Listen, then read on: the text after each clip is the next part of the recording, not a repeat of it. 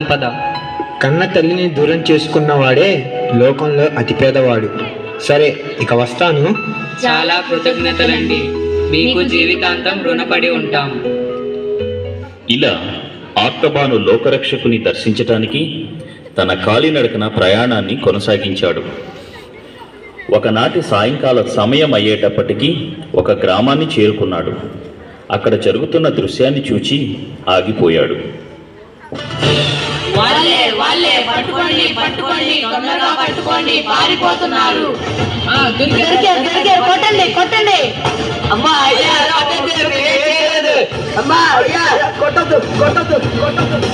అయ్యా ఆగండి, ఆగండి అయ్యా ఆగండి.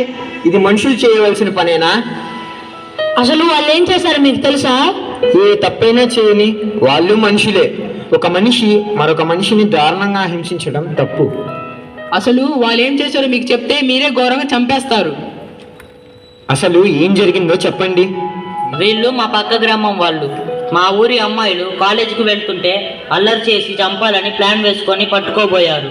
ఇంతలో దారిన పోతున్న పెద్దలు చూశారు కాబట్టి సరిపోయింది. లేదంటే మొన్న డాక్టర్ ప్రియాంక రెడ్డికి జరిగిన ఘోరమే మా ఊరి అమ్మాయిలకు కూడా జరిగేది.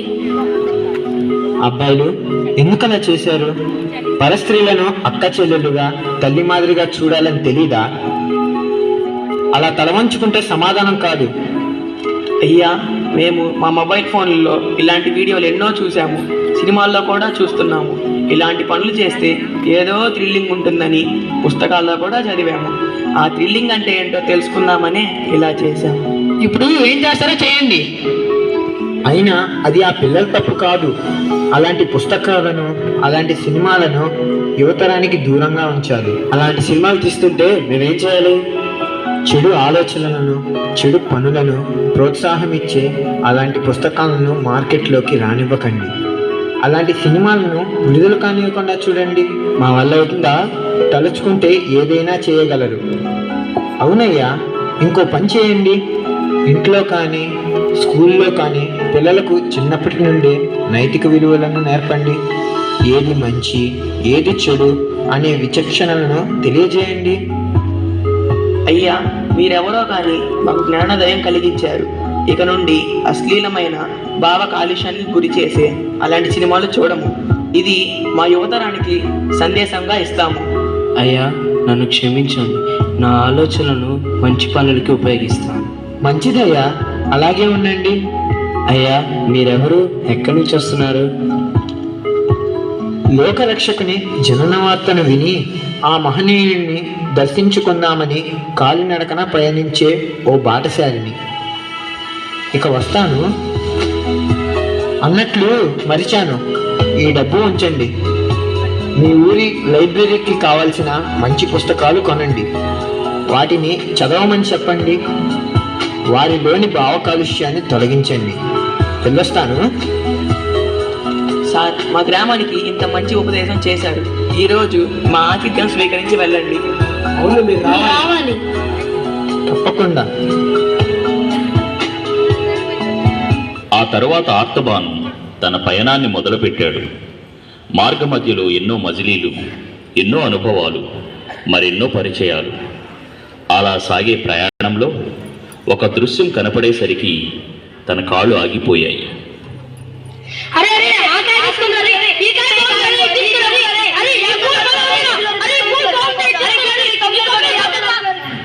పిల్లలు ఆగండి. ఏమిటా ఆడడం? మీకేగా చెప్పేది. నా మాట వినపడట్లేదా? పిల్లలు, అలా చెట్లని పాడు చేయడం తప్పు.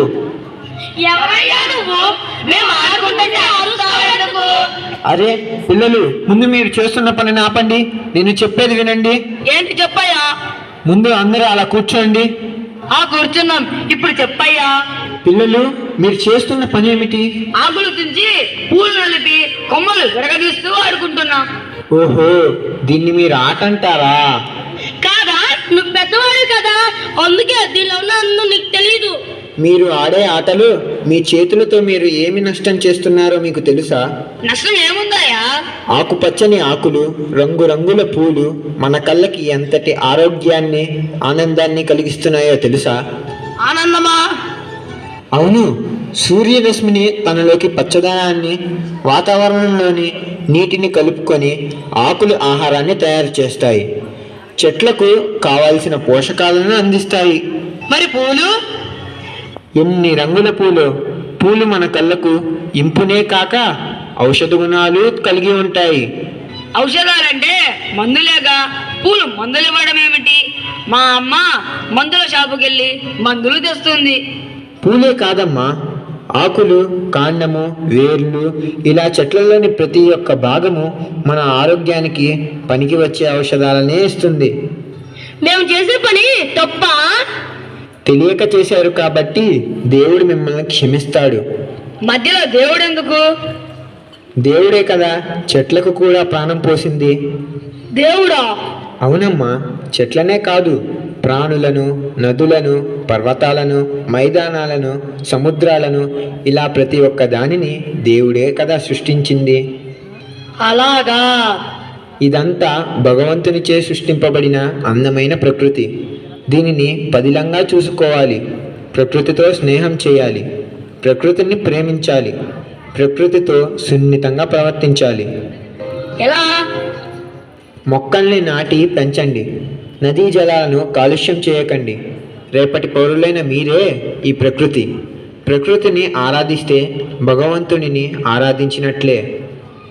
ఇన్ని విషయాలు చెప్తున్నావు, నీ పేరేమిటి? నా పేరు ఆర్తబాను. ఎక్కడికి వెళ్తున్నావు? ఒక నూతన తార ఉదయించడంతో ఒక మహానుభావుడు, లోకరక్షకుడు జన్మించాడని తెలుసుకున్నాను. ఆ దివ్య కుమారుణ్ణి కన్నులారా సందర్శిద్దామని ఇలా కాలినడకన ప్రయాణిస్తూ వెళ్తున్నాను. ఇదిగో దారిలో మీతో ఇలా పరిచయం కలిగింది. దారి ఎలా తెలుస్తుంది? అదిగో ఆ నక్షత్రమే నాకు దారి చూపిస్తుంది. సరే, ఇక బయలుదేరుతాను. మళ్ళీ ఇదే దారిలో వస్తే మా ఊరిలో ఆగండి. మీరు వచ్చేసరికి మా ఊరంతా నందనవనంగా మారిపోతుంది. తప్పకుండా. ఇదిగో ఈ కాయలు తీసుకోండి. మీరు దారిన వెళ్ళేటప్పుడు మీకు ఆహారంగా పనికొస్తాయి. తప్పకుండా తీసుకుంటాను. ఇలా ఆర్తబాను ప్రయాణం సాగుతూ ఉంది. ఎప్పటిదాకా, ఎందాక ఏమో, దివ్యబాలుని జనన వార్త విని కనులారా దర్శించి తరించాలని బయలుదేరిన ఆర్తబాను ఆ బాలయేసుని దర్శించాడా? దైవ కుమారుని దర్శించినా దర్శించకపోయినా ప్రతి ఒక్కరిలో భగవంతుని చూశాడు.